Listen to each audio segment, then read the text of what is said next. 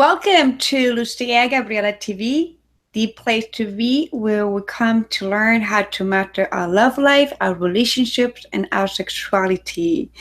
Today we have a special guest, and I'm so excited because today's topic is going to be great for a relationship for couples, especially for couples who are struggling and make the relationship a little much juicier and delicious. So our speaker today is Derek Hart, and let me just share a little bit about him.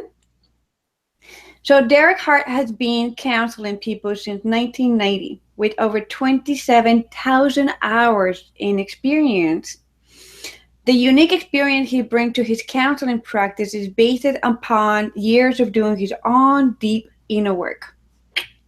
A student and teacher of the human journey, Derek has continually studied the great works of the top psychology and spiritual methods of our time. Through the years of honoring his skills, he has come to some great conclusions about the experience of the couple. The knowledge and wisdom of his teachers, combined with the courage and vulnerability of his couples, give him a unique perspective on how to rapidly move a couple through their distress back to connection. Now, after a great amount of contemplation, Derek will be translating these experiences to the written form, the audio form, and the video form, and to us.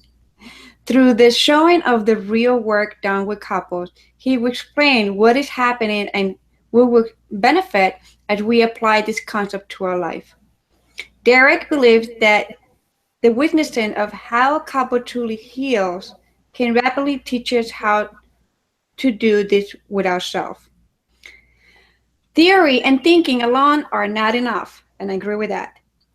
We need to do more than gain some insight.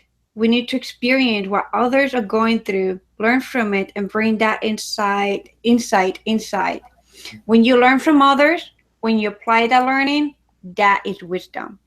I love that. Gosh. That's a bold statement, but yeah.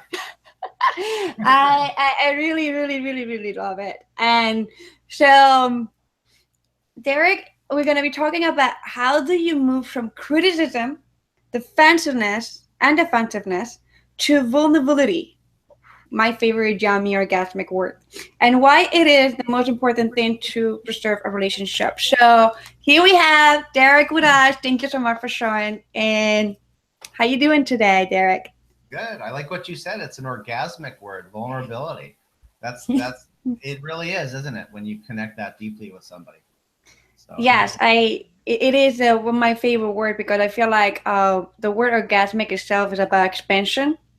So, I would call this show like the orgasmic wisdom experience or something like that. But still, people, I'm still not there yet. We get in there. So let's dive into this topic. I'm really I want to share something before we dive in. I met Derek in Facebook, and I love his post. I love the wisdom that comes out of every single post. I love, it really the questions and the statements that Derek share with his audience. It really kind of makes you think and yeah. So really, really, really, I'm very grateful for this opportunity to learn more about you and also how you helping people. So let's dive into this. Let's help people because we have so many couples that are struggling out there and they have no freaking idea what to do. Yeah, those are my words. I say no freaking idea. That's funny. Yeah, I say that a lot. They have no idea what to do to reconnect. Mm-hmm. Not a clue. So when they come into my office here, they not only don't know how to reconnect. What's really interesting is how much, even though they've come here, how much they think they know how to reconnect, and the way they try to reconnect is often quite similar with every couple.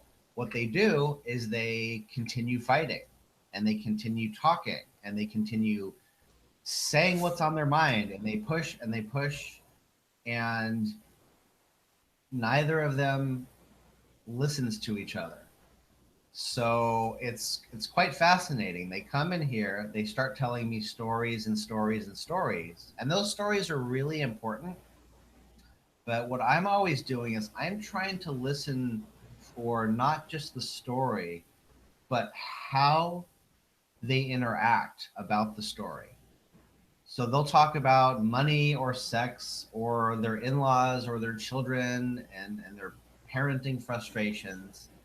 And you know what happens? One person says something that's really deep. The husband will say, I get so frustrated when you spend too much money. And the very next thing his wife does is, what you would normally think she would do. She defends herself. Okay. Now that happens in the first 5 to 10 seconds of their conversation, right? Well, the conversation's actually over at that point. And they'll fight. I'll let them fight for another 10 or 15 minutes just to really see how they interact. But the small thing that gets said by one partner is often, I'm hurt by this. And the other partner doesn't hear it at all, starts talking about what they're hurt about. And we have two people continuously saying what they feel, and neither of them are listening to each other. So both people are trying to be heard. Both people are expressing what they're hurt about. Neither of them are listening. And this is not working for anybody. I mean, it just doesn't work to do that. One person has to learn how to listen while the other person is sharing something that they're hurting about. And they literally don't know how to do that anymore with each other. And on top of that, a big part of the problem is they're now what I call allergic to each other. Something that somebody else would hear as like a really benign statement, just a question.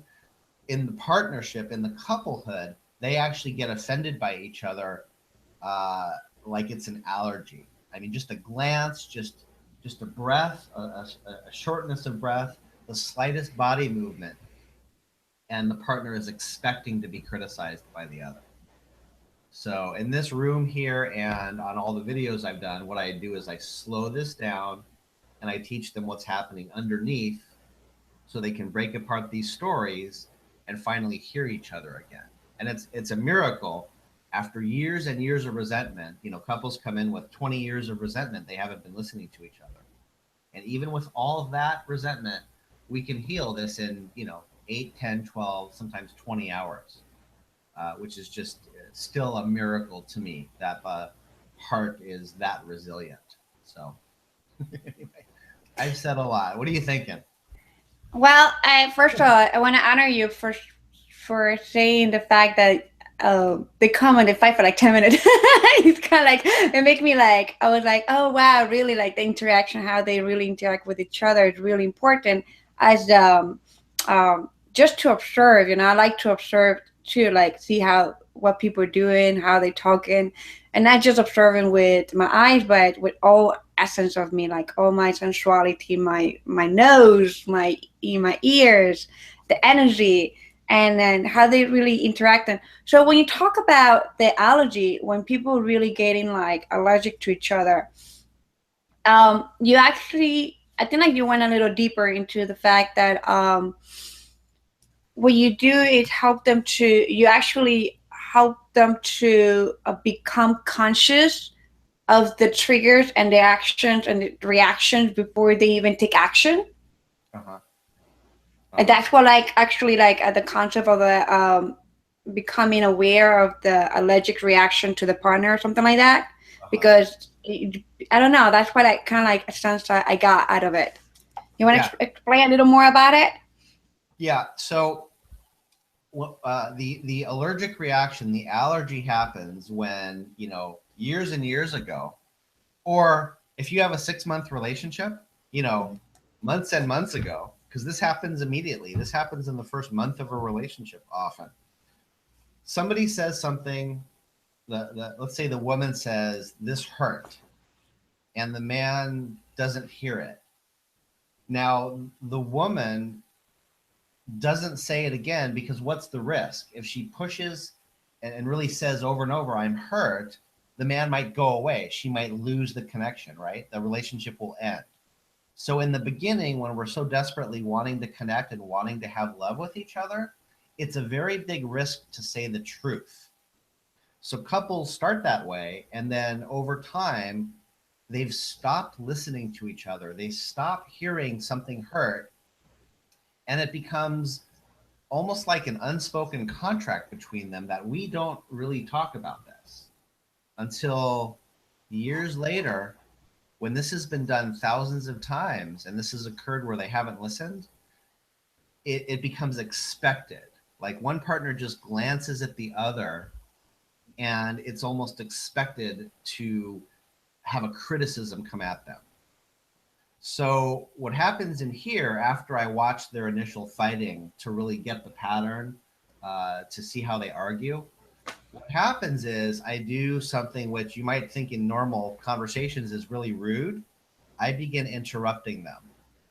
And I actually tell them pretty early on, when I interrupt you, it's because one of you has said something that's very important. Okay? So the wife says something, and then the husband responds. And I say, wait, I don't let them go beyond that first 10 seconds of the conversation. Okay? Because what the wife says was a criticism to her husband. So I stop them and I say to the husband, what's going on? How do you really feel? If you slow down enough, you were about to start defending yourself and telling your wife why you didn't have some intention and why you're okay. But in reality, don't you feel like she just put you down? And the man stops and says, wow, yeah. And then I say, well, how often do you feel that? And he says, every day. Well, how often every day? Every conversation.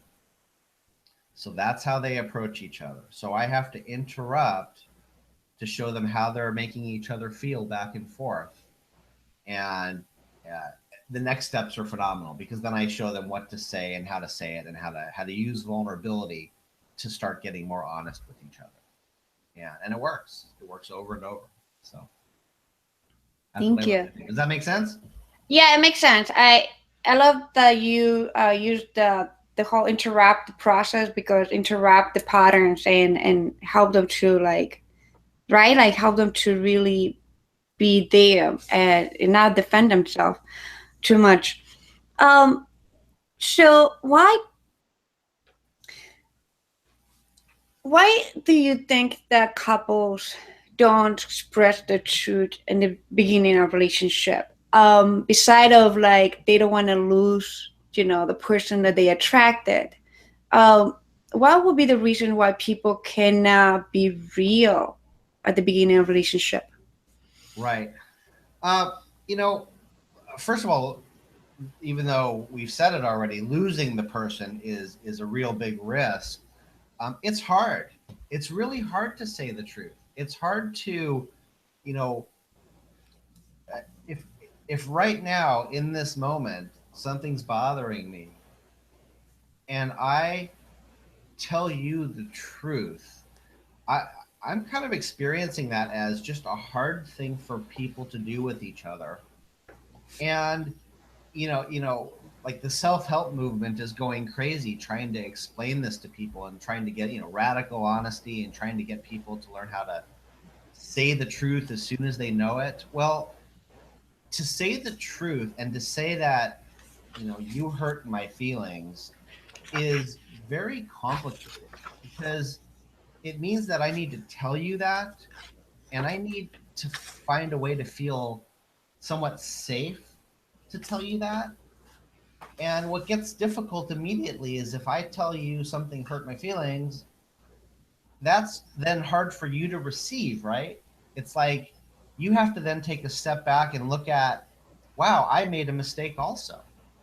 I did something, and if you're more of a caretaker or a really loving person, that can cause you tremendous pain to know that you hurt my feelings.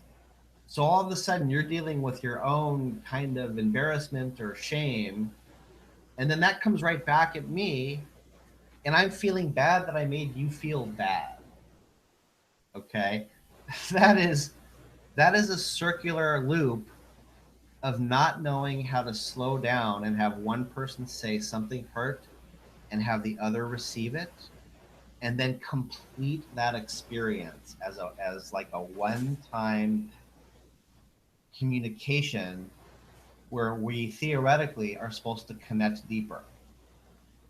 When you have a communication about the simplest thing, I stepped on your toe, I hurt your toe, you told me it hurt, I apologized. That is the simplest concept. And that makes us closer when we share that honesty. And so many kind of psychological things interrupt that experience. And you know, that sends a relationship into chaos when that doesn't get learned between two people. And romantically, it's the hardest because you're all smushed, right? You're all smushed together, and it gets harder and harder to share the truth because you're going to lose the person, you're going to upset them, and you're going to have to go through more angst. So that's a simple explanation of a very complicated thing that happens with most people, I think.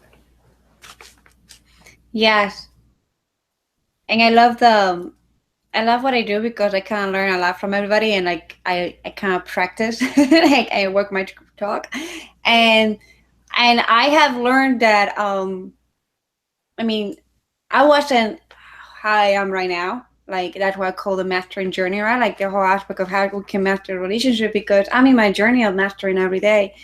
But if I experience in the past um the level of my communication with my ex-husband or even my ex-lovers or family members, it was totally toxic compared to how it is today. Um, because especially like you said, like diving ourselves into the inner work, deep process, like of really working on ourselves, it kind of help us. And that's why I always, recommend everybody to really get yourself a coach, get yourself in a program to really start working on yourself because it really paid off. Like what you said, like 20 hours working with you, it is priceless compared to the 20 years of being living in misery and suffering. Yeah. And they don't have no freaking idea or clue what to do, how to live life and why life is such a struggle for everything.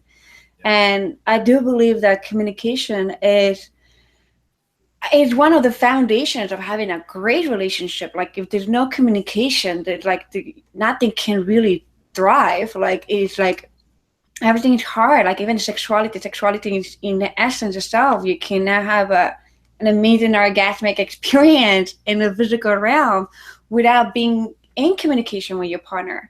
Because a man could experience, and I'm going sexual here, but a man could experience an orgasm and the woman cannot, and then the woman get resented because, well, I didn't get my orgasm today. Like it's always you, but if they don't say it, how does the partner know that he may have to master her sexuality, master his ejaculation going longer and allowing himself, and if he doesn't allow himself to hear without judgment or defending, the woman's not going to feel comfortable to express that she's not happy because she herself was not experiencing orgasm.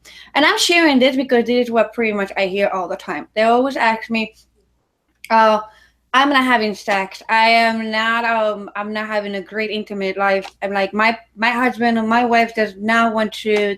It's like sex is nothing, zero. It's zero for months, for years." Yep. And the first thing that comes to me is like, well, have you ever told her or told him what's really happening?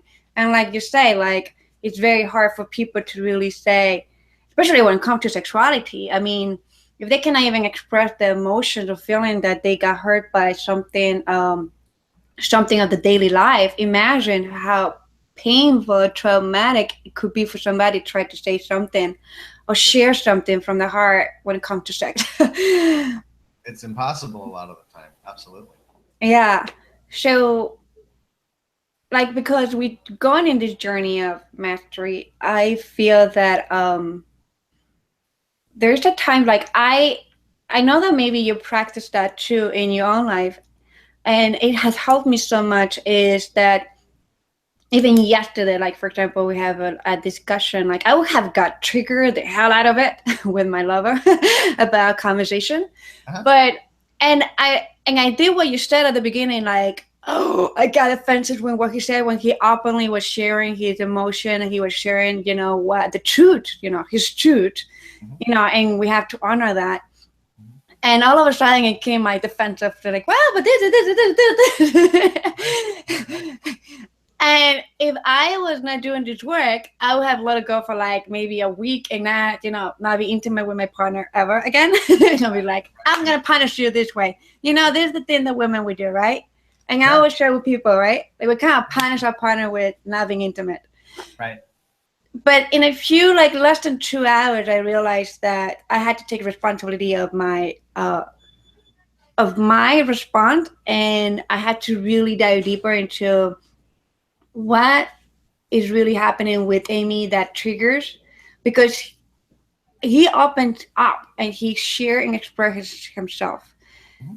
And if I respond out of my triggers because he's saying the truth in in a level, but I don't want to see and hear it, I had to become conscious on that. So how I know that I've been doing this work, but for some people are not there. Like they don't have the skills that you have or the skills that I have.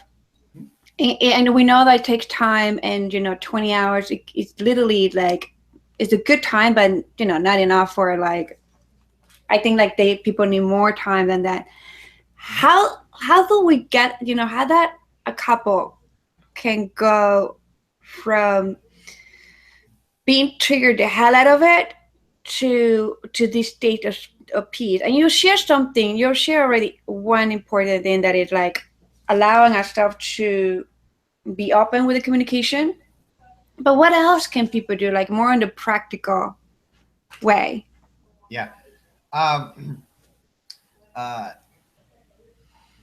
a really good place to start is to know how absolutely crappy and awful you are at relationships. That is a great place to start. That you have no idea what you're doing. Okay. So I have if we take the one of the toughest topics, sexuality. I mean, it's up there with money and sex are really big topics, right? Mm-hmm. So if you're trying to learn how to have communication about that, the starting point is to name what's really happening. So when I interrupt a couple when they're talking and going in circles, the starting point is for them, first of all, to slow down and know, wow, we're just both talking and talking and talking. And how well have we done at that in the past? I mean, it never works.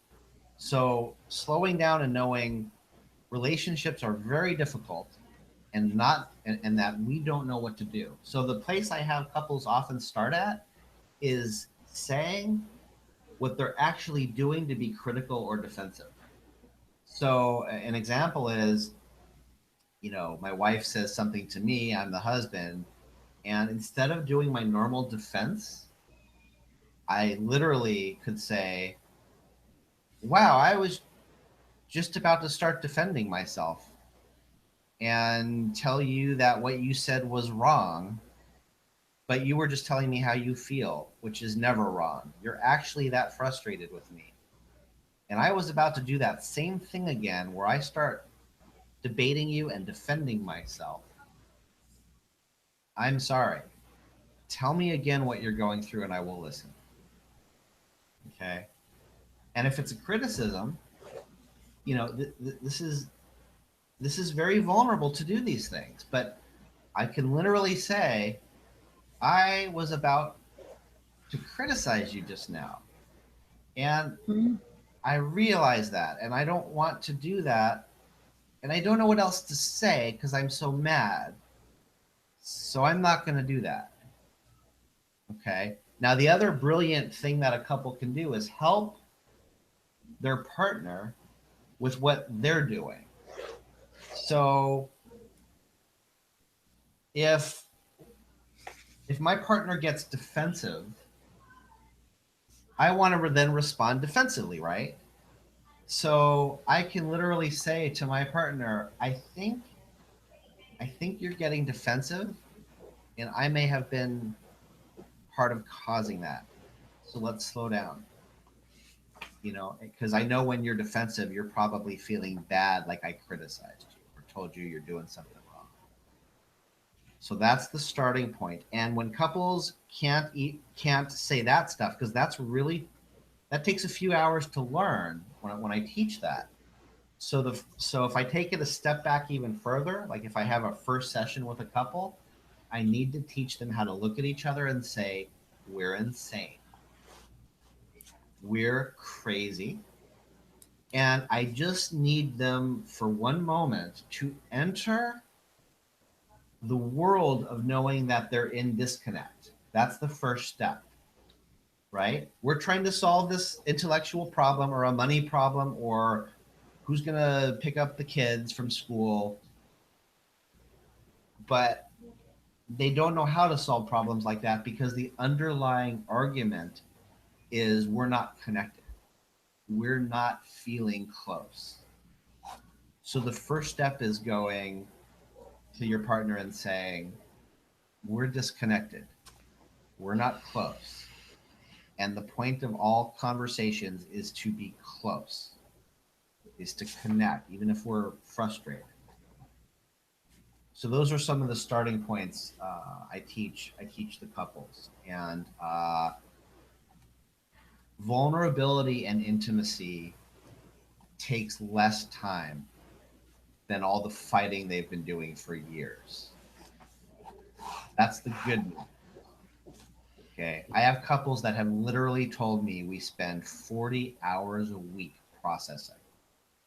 Okay. Vulnerability takes a minute.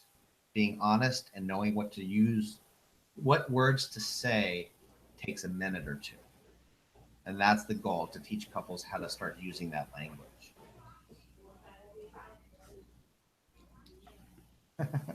I appreciate I can feel how deeply you're thinking about what I'm saying as you're writing. I appreciate that. You're Thank really, you. yeah.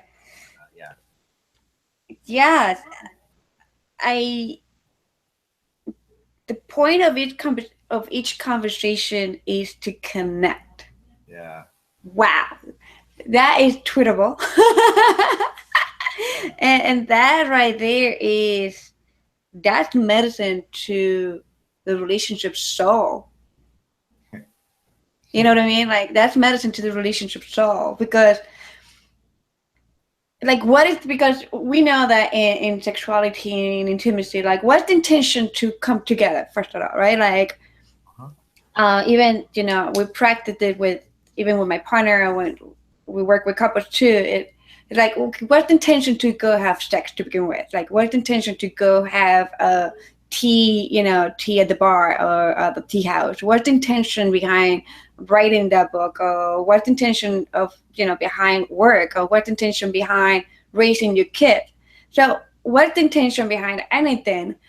And it's very it's just like so inspiring to hear this because it kind of make us realize that you know we are disconnected, like you said, of so Wow. much of everything of ourselves and this whole universe because literally we are walking dead, like we're walking like zombies because we're doing mechanical things about of how living life. Like we know how to live life if we really connect, like you say, like we really go dive deep and connect, and from here we know how to live life.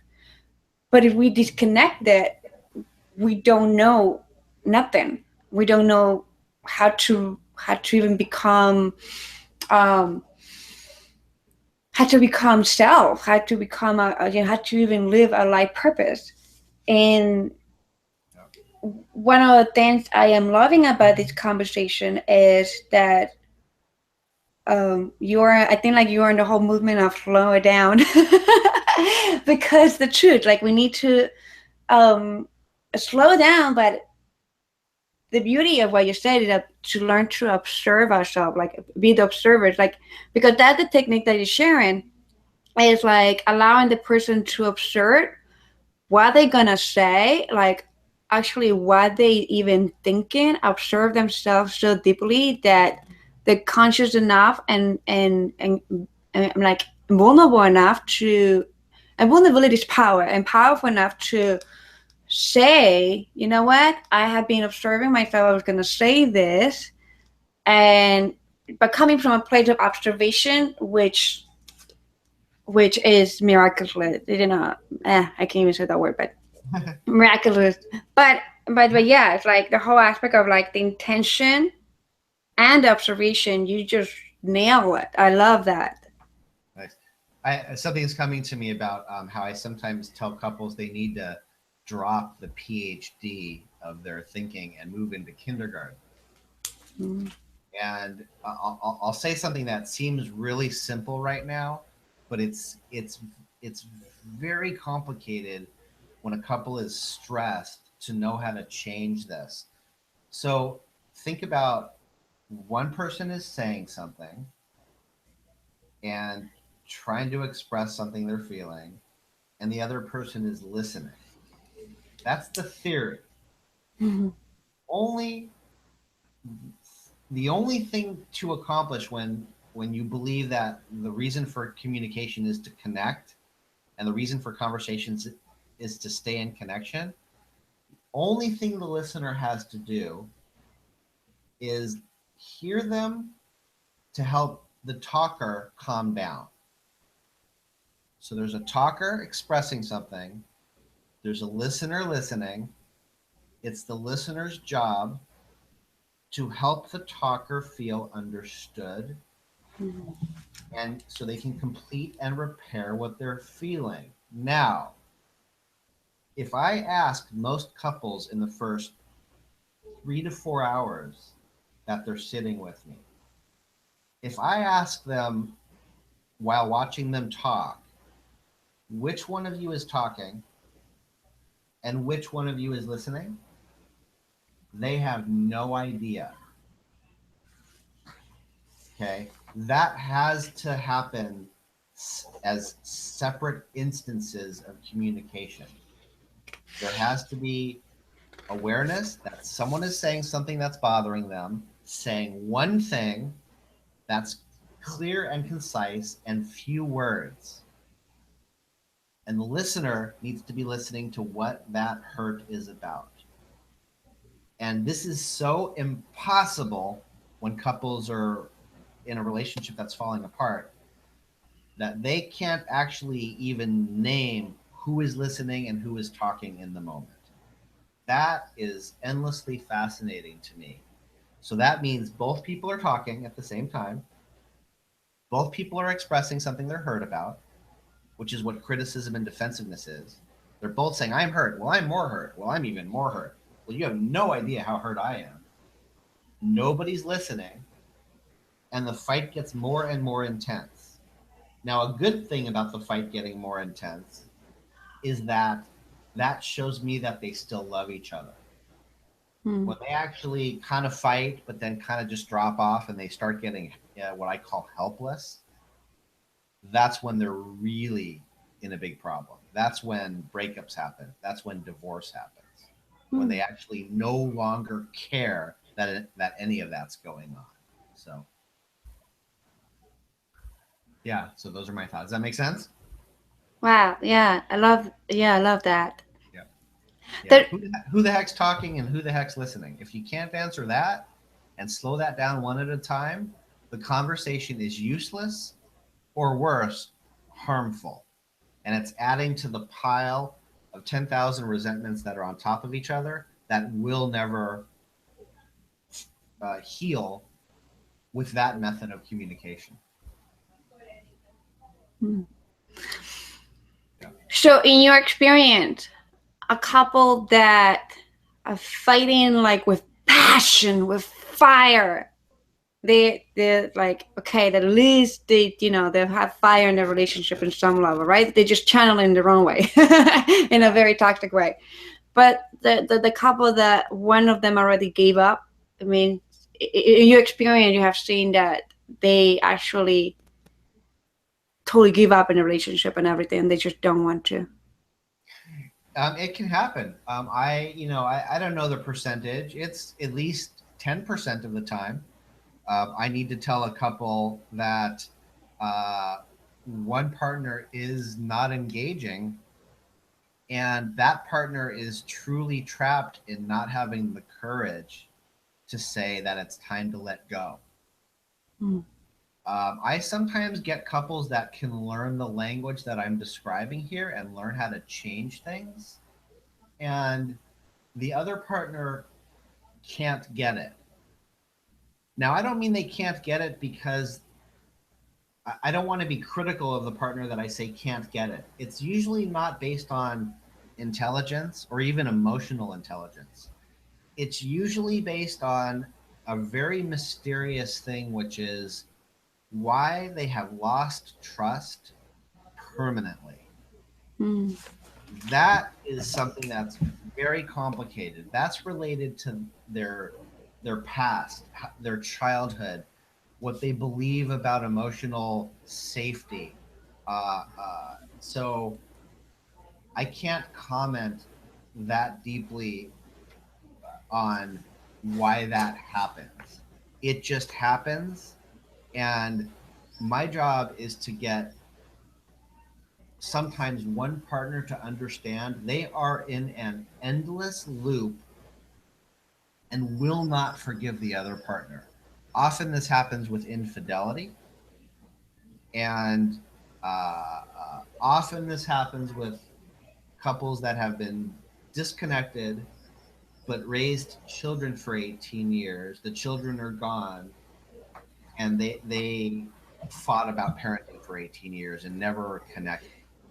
And at the end of that, it's kind of like they don't even know what they have in common sometimes. So my goal sometimes is to have them not spend 3 more years going in circles, but to get divorced. Mm-hmm. And that's I consider that sometimes a very big success. Because as the years have gone on, I know some of these couples, and they've gone on to create much more appropriate partnerships for themselves, with partners that are in line a lot more with their values. Yeah, I agree with you. I'm definitely an advocate for healthy, delicious, orgasmic relationships and any kind of like toxic relationship. It need to be over it, let go, move, clear the canvas and take care of themselves first before they move on to the next relationship. But yeah, it's like why even live miserable and unhappy? It's so. What's something that you said that it come to your coaching practice? You work. I mean, you counsel in coaching practice. You said something about 3 4 hours spending time with your client, which to me is I don't know how you work with your client, but I to me sometimes it's surprising to hear that people that actually get the most result with a client, they don't spend with just 1 hour, but they really take time because working with couples in relationship is not like, okay, I remember when I was married and we went to marriage counselor. 45 minutes. Okay, time is up. Okay, wrap it up. Yeah. And even myself and my coaching practice, my minimum sessions are between 90 minutes because it's just the beginning. Like I'm just getting there, juicy, but it's like you can experience breakthroughs in 30 minutes, but to give people foundation so they can still practice it, Yeah. to me it need more time. So if you can just share a little bit about the experience of like 3 hours 4 hours, I'm just curious, like how does that work The with time. you? Yeah. Now, I won't say that I do 3 to 4 hour sessions simply so we can, chat about everything that's going on.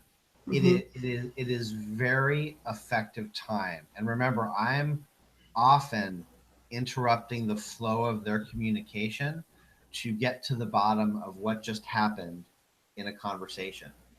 So the the spreading out the time, I would say the average session is like 2.25 hours, maybe about that. Spreading out the time to be a couple hours gives enough time for me to slow a couple down and for them to really feel what it means to slow down and to feel all the feelings that come up. It's very disconcerting. It's very confusing for a couple to know that their entire way of approaching communication needs to shift, and it really takes a little bit of time. So I would much rather have a 4 hour session once a month than four 1 hour sessions weekly. When a couple comes to see me weekly, they are very distressed, and those are about 90-minute sessions, and that's okay too. Often couples, sometimes they've flown in to see me, and other couples drive, sometimes 3 to 5 hours to get to me. So once a month is a really appropriate amount of time. The other thing that's always been very interesting to me is I would say 99% of the time, the three of us, me and the couple, we know when the session's done.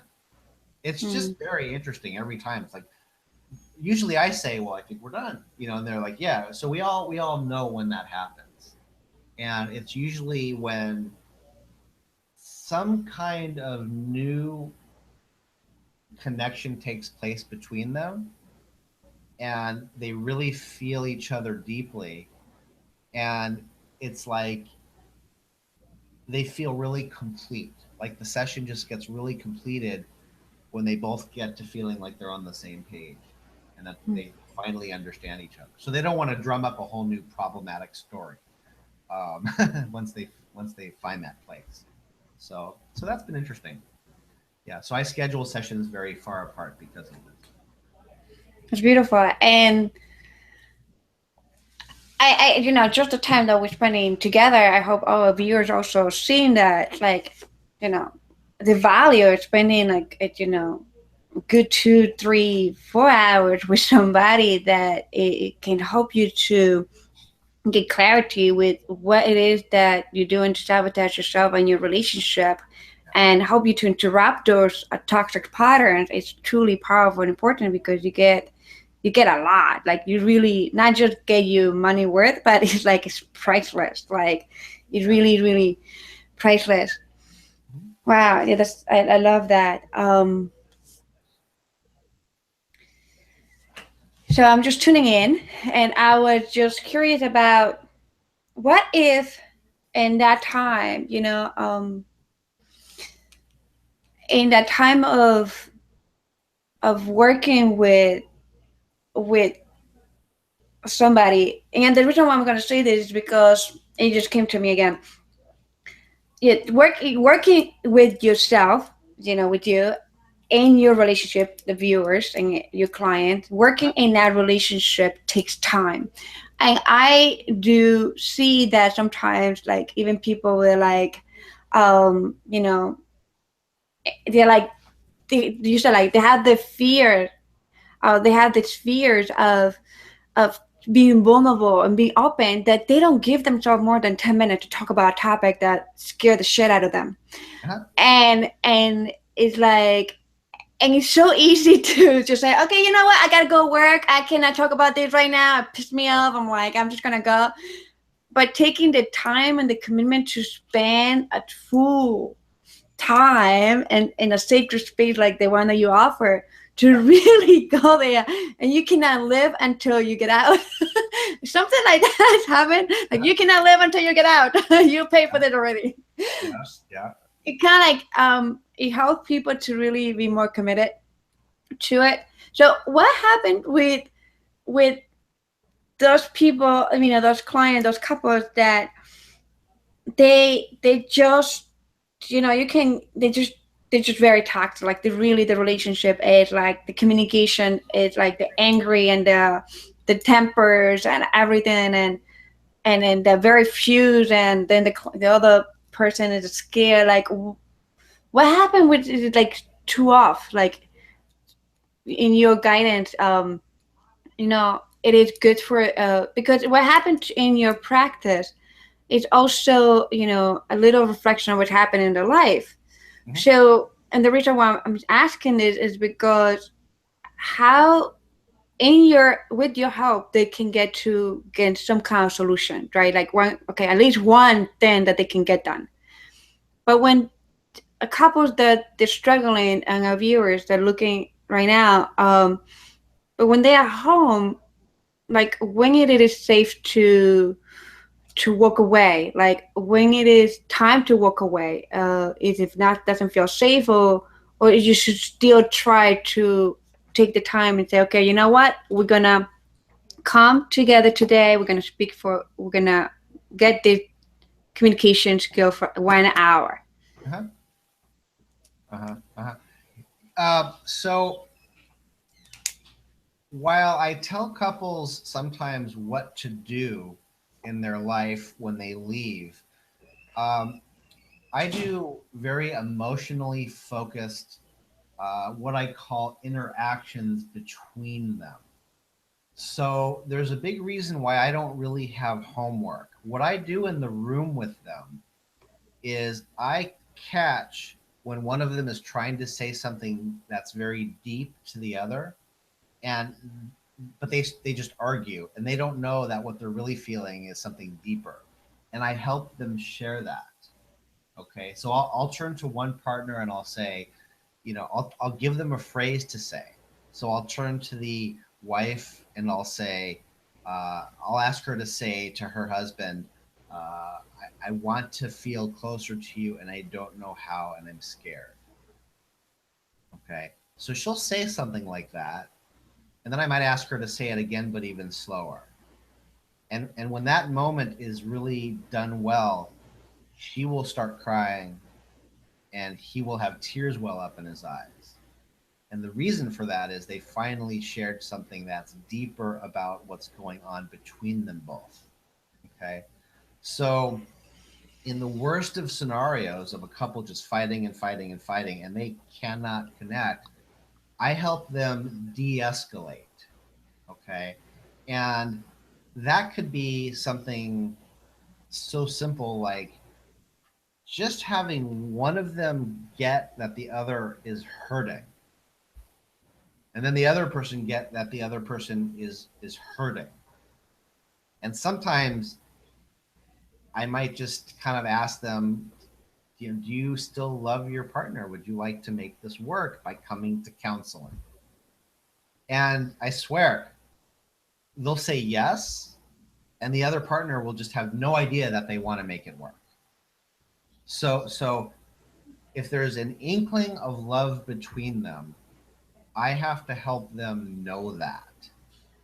And that knowing is what changes them when they leave the session. Okay. Sometimes couples, if they're really heated and really fighting, it's kind of rare, but I will tell them they need to see me weekly because 2 weeks is too long to be out of practice of these new techniques. And they're very deep techniques and they help reconnect them in a very real way. So there's hope. So they have hope. Okay, so in a session is it is safe and you are there. But when they back home, because I'm sharing this because I grew up in a toxic, abusive home where my mom, my dad used to be abusive to each other, and that will, the patterns of my family background too, like abusive, and the woman would not be able to express, my dad would not be able to express, fight and fight and fight and argument. And I swore, to life that I would never be with an abusive man. And I ended up in a relationship where I became abusive, and because I did not respect myself, and I was the one that if I didn't get this from my partner, I would be angry and I would be aggravated and I would be instigating, right? Like, and I take responsibility of that. That's why I'm like, oh, he was the only abuser. No, he would lock himself in the room and I felt fucking ignored, and I'm like, get out of there, I want to fight, something. So, I share this vulnerability because it's important for people to know that we all been there, right? So I've been there too, in my immaturity self. Sure. Me So too. So it's, but the way, we know, when we did not agree and like we were getting those hot times, um, you know, and they would so heat up that it was danger. And if somebody come to a practice, some clients come and they're so angry or so this, Mhm. sometimes, it's a concern about the safety at their home, because, at home, if they're in front of somebody, they're fighting this way. I can't even imagine the abuse that's happening in their homes. And I know that everything is confidential when we work with clients and everything like that. But what could be, especially women and men who are in these relationships that they're very toxic, and that they very heat up, like they really temper heat up, and very could be even aggressive. What could be their, what could they do? Like, what could they do in their home, even though that they're working a relationship? Just walk away, just go take a big breath in and come back when everything calm down, and uh, decide of asking for help, looking for help. What those couples could do. Yeah, I'm a fan of timeouts and walking away and taking a break, and that's kind of common knowledge. You hear that a lot. Just take a break, take a timeout. So unfortunately, they don't know what to do when they come back. So a timeout is really great if you're really super heated with each other and you're fighting and it's escalating. Uh, but they come back, and I will tell you, all of the same scenario will happen again if they don't know how to change the cycle of communication. Uh, so when I'm talking about sensitive vulnerability, if we're dealing with something that's, I mean, you're almost describing, what do you do with domestic abuse? Mm-hmm. Uh, you find safety and find shelter, and you leave the partner if you're being physically abused, and if you're being radically emotionally abused, um, you know, you leave. You walk out, and you deal with those, the implications of that. So so when I'm talking about sensitively learning about your embarrassment and your shame, and approaching each other vulnerably, uh, a deeply abusive relationship is often not ready for that. Mm. I at times have sent men out to, and a couple women, to work on anger management issues. If we're dealing with, major, major, major depression, it can be really hard to get them slowly communicating and realizing the partnership could be really great and supportive, Mm. for somebody who's got major depression. So you're describing a scenario that's quite painful and quite difficult, and there is no perfect answer, uh, which I'm sorry about. Actually, and I've spent a year helping a couple move from severe emotional abuse, into reconnecting. But that's taken about a year. So which Right. isn't bad when you think about, maybe 32-hour visits. I mean, we can do a lot to change things. 25 years of agony. There's about 27 years of agony leading, to only a year of working with me, and I saved one just like that. So Well, you actually help because you share the aspect that, okay, if it is really drastical and toxic and very domestic violence abuse, take shelter and ask for help.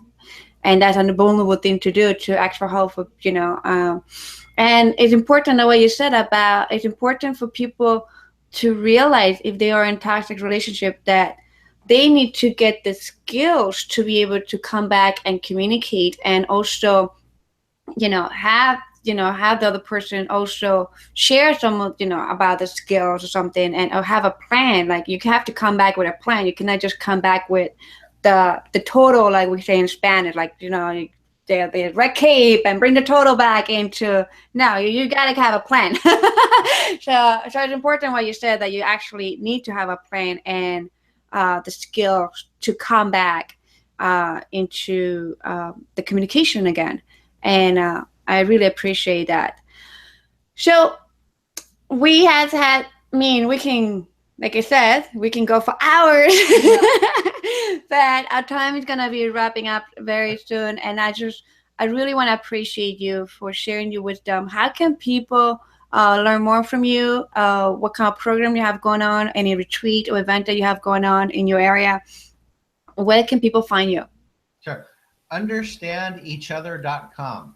That's the starting point. Not understanding. I wish I could have got that domain. It's driving me crazy. So understandeachother.com. People can email me directly from that site. There are 2 videos on there, right on the front page, just kind of talking about me a little bit. There is a link down below called Wisdom, which takes them out to YouTube to a bunch of fun videos. And there's a big yellow button on there that I think it says Get the Listening course, and that's free currently. There might be a price tag on it in the next few months. I'm not sure yet. And those are 10 videos that ridiculously break down into sentences what criticism and defensiveness looks like and how to interrupt it by being honest and vulnerable. So it is Mm. the simplest 10 video series. You click the yellow button, give me your email. The first video plays, and then over the next 5 days, you'll get the other 9 videos. Uh, Mm. and the other thing you can do is work with me internationally via Skype. I work very strongly with couples on Skype. We can see each other really well. Couples that are in the Northern California area can find me and come to my office. And some couples fly in once a quarter or drive long distances and just spend maybe once a month with me. And I don't have this quite organized yet, but I will be doing a couple retreats, and I will also be doing house calls soon. Those are going to be very few and far between, but that multiple countries I can go to, and that is actually going to your location for between 2 and 3 days and spending 4 hours a day, either 8 hours or 12 hours at your location. I might do that 3 times a year. I did one for a day and a half, so that's looking pretty interesting. That's obviously more costly, um, Mhm. but a lot of fun. We get a lot done. You can change your relationship intensely in those 3 days. So I believe it because one of the things I love, like I feel like we have the connection, is about experiences. And I was just sharing that with my partner. Like I love to connect with people, like, uh, and what you said, like the house calls, like I also, I love to just like, oh, just, yeah, I'm available for house calls. Like, but it's because the experiences of having that day, 2 days, 3 days with somebody in their own environment is beyond powerful, because you're actually not just, when they come to your office, it's, you have your setting up, you set up. But when you actually go to their location, their place, if you go to their homes and you see how they really interact, like it help you to really help them in a deeper level that is truly priceless, yeah, to truly priceless. yeah. And I totally I'm resonating with you and that. So hopefully, one of the things I want to share publicly with my viewers is, and also with you, is that in 2018, actually organizing at, getting out of my gut, communicating vulnerably. Yeah, I'm organizing in 2018. You see, I get so excited.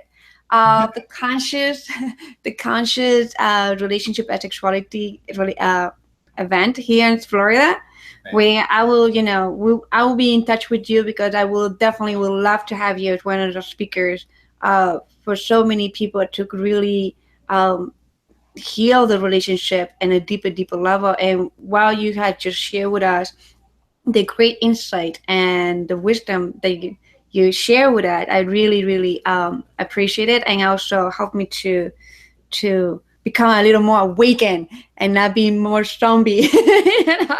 And I love that. Thank you, appreciate you.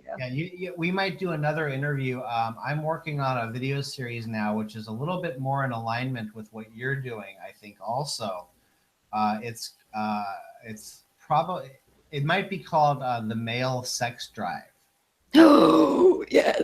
Yeah, yeah, and another title possibly could be male sexual nature. Mm, And I'll just say kind of one thing about it, which is I I hope after that video series, people will feel like they, as much as possible, understand what the male sex drive is and how different it is from the female sex drive. So the mm, goal is for men to hear the series and honestly admit to themselves the embarrassment we feel with how we hold sexuality, and for women to know how different it is. I mean, completely different. And to then know what to do with it to connect more deeply with a man. This is a very big disconnect between us. So I'm going to explain that in that series. It's going to take several months. It's very complicated. So oh, oh, wait, you're gonna make me wait now. I'll show you. I'm working on the first video right now. The first video. So Awesome. And are you gonna be also doing for the female drive, for the women's drive, like sex drive? absolutely not. Let me say something about that. Um, in most areas, I believe women are more complicated to understand than men. In the area of sexuality, men are more complicated to understand than women. And let me say that a little differently. I believe women's sexuality, obviously, just physiologically, is as complicated, but it's not as big of a problem. Mhm. So a man can perceive what it might be like to be a woman. I mean, not a female orgasm, obviously, but a man can perceive. It makes sense to us. That it takes time to warm up a woman. It takes time to turn her on. But what a man has to go through daily, throughout his whole adult life, to not stay a boy, but to grow up and use sexuality to create real lasting love in his life, that is complicated. And that's what I'll be explaining. What to do with this massive volcano of energy that every man has. And I totally appreciate you doing this because, yeah, it is needed. It's not the first time I hear that men's sexuality is more complicated than women. Yeah. Uh, in some levels, I always say I'm glad and I'm blessed that I'm a girl, I'm a woman, because I do understand, like, even in my partners, even for men, like when I'm like talking about, uh, you know, that's the main reason why I don't teach about men's sexuality, because I am not a man. So it makes sense in a biological form. I don't know what my partner feel when he's going, close to ejaculation. I don't know that feeling. I don't know. It is so easy to write a book and say, oh yeah, man, you have to understand that your ejaculation and your orgasm are two things different. Yeah. Okay, that book said that, but I actually, in my experience, I haven't experienced that because I don't know.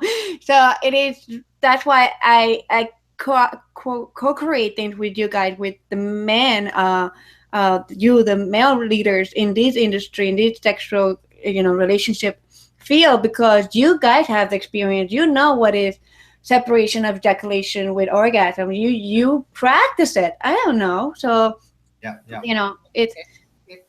And I'll give you another viewpoint, which is what I'll be explaining is not so much physiologically what we're going through, but what we have to go through psychologically about it. So this is a really generalization here, but a woman is attracted sexually to a man based on if he dresses well, if he's respectable, if she admires him, right? If he makes her laugh, and then if he's a rock star, it takes a combination of things for a woman to look at a man and feel, really turned on, right? Mm-hmm. A man needs to see a thigh. A man needs to see a neck. Mm-hmm. A man needs to see skin or a physical body part to be aroused, and it's instantaneous. Okay? So there's a big mismatch here in how different we are in these worlds. And a man, it's almost a continuous, a little bit torturous experience to know what to do with that energy throughout his life. And that's what I'll be explaining. And even if I explain it really, really, really well, at the end of the course, the women will know more about it and they will know how to connect with a man more deeply, but they will never fully understand that experience. They can't. So Yeah, that's what I'll be explaining. definitely. Yep. I love it, especially with the whole aspect of like what to do with the whole energy, and not just the energy itself, but everything that comes with it is like, yes, that's why I say, like, I'm very glad that I was born a woman, because I do know the man has a lot to not work on, but really learn, and it's not as simple as it seems. And yes, I love it. Thank you. I appreciate that. Like, is this gonna be a private course, or is it gonna be a part of your YouTube series? It'll be the first couple videos probably will be on the on the understandeachother.com. It'll start there, and then it'll be a paid course of some kind. Okay, cool. It'll, Yes. it'll be it'll be long. I mean, and there'll be several hours of video explaining it. Yeah, so definitely it will be priceless, whatever price tag is in there. It'll be low cost. I want it to go to everybody. Yes. So awesome. Oh my God. We had so much great information, and I'm like so honored that you Oh, have shared that with us, and really, really appreciate you for the work you do and for the help that you bring in couples.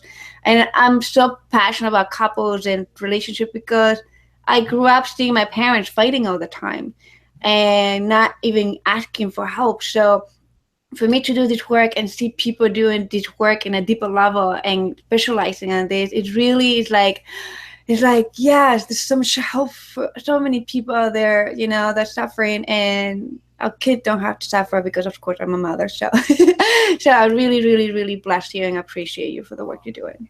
now, let me tell you one more thing. So also on Facebook, find me personally. I'm almost at the friend limit, but just follow me. I post 2 to 3 posts a day, and I usually post them after I do work with couples. Mm. So the latest thoughts I have from the sessions get posted. So just look, DerekHart, Derek Hart. Just find me there. And then the other thing is, I post some of those things in my little group, which you have to just ask to join. It's free. And Which that one? go to understandeachothercommunity.com, and that takes you to a private Facebook group which everybody can join. Yeah, And I believe that's how I met you, because I went to that group. yeah. So that website takes you to the Facebook group. Just ask to join and I'll approve you.